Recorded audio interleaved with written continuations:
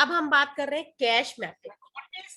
What is cache mapping? Cache mapping define how a block from the main memory is mapped to the cache memory. मतलब main memory का कोई भी block अगर हमें cache memory में लेके आना है तो वो हम कैश मेमोरी में किस पर्टिकुलर जगह पर प्लेस करेंगे या किस जगह पे उसको रखा जाएगा, कैश मेमोरी में उसकी जगह कौन सी होगी, ये प्रोसेस हमारी क्या कहलाती है, कैश मैपिंग। कैश मैपिंग इस clearly or divide in three categories. First is direct mapping, second is fully associative mapping, third is set associative mapping.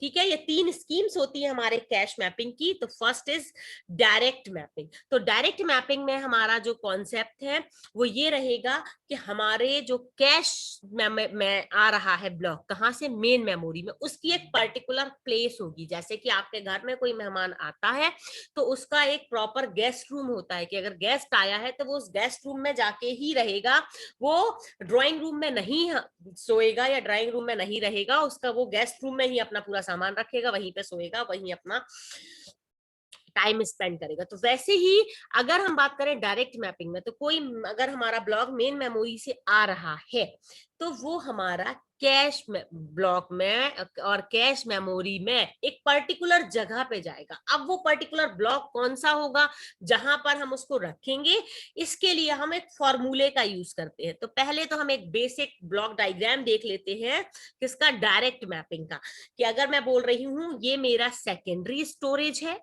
ये मेरा मेन मेमोरी है, ये मेरा कैश मेमोरी है और ये मेरी रजिस्टर्स मेमोरी है, ठीक है, जो कि प्रोसेसर्स में है।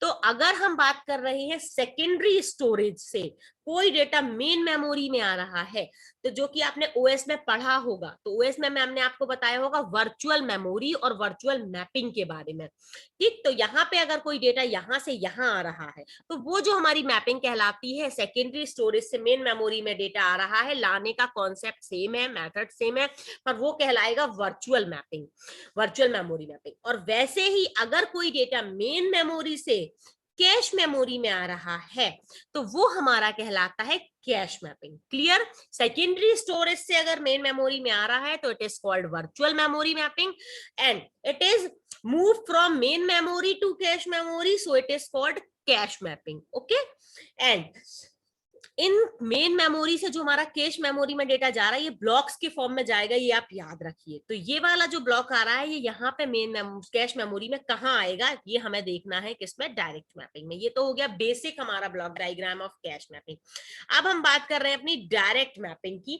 तो डायरेक्ट मैपिंग से पहले भी आपको कुछ पॉइंट्स पता होने चाहिए कि मेन मेमोरी मैंने आपको बताया कि हमारी इक्वल फ्रेम्स में और ब्लॉक्स में डिवाइडेड रहती है जिसको हम सेल्स बोलते हैं, पर जो हमारी कैश मेमोरी है ये भी इक्वल फ्रेम उसमें डिवाइड रहती है, पर इसको हम फ्रेम्स और ब्लॉक नहीं कहते, इनको हम बोलते हैं कैश लाइन, ठीक। तो हमारी जो यहाँ पे जो डिवीजन है वो कहलाता है blocks and frame, and in cache memory this division is called lines.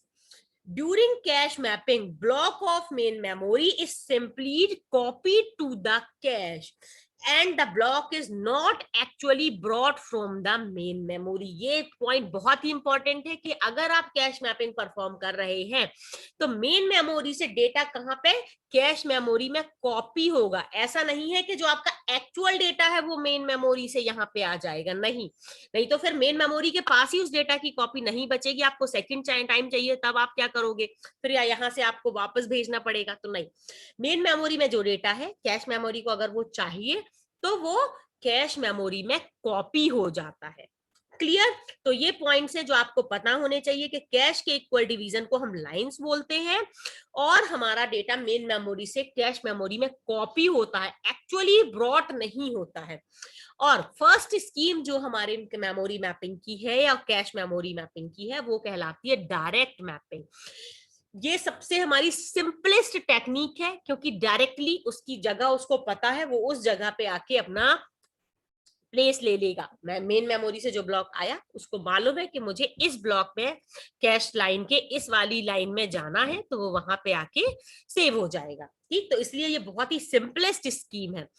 और in direct mapping assign each memory block to a specific line in the cache, उसकी एक स्पेसिफिक लाइन होगी, वो उसी जगह पर ही सेव होगा।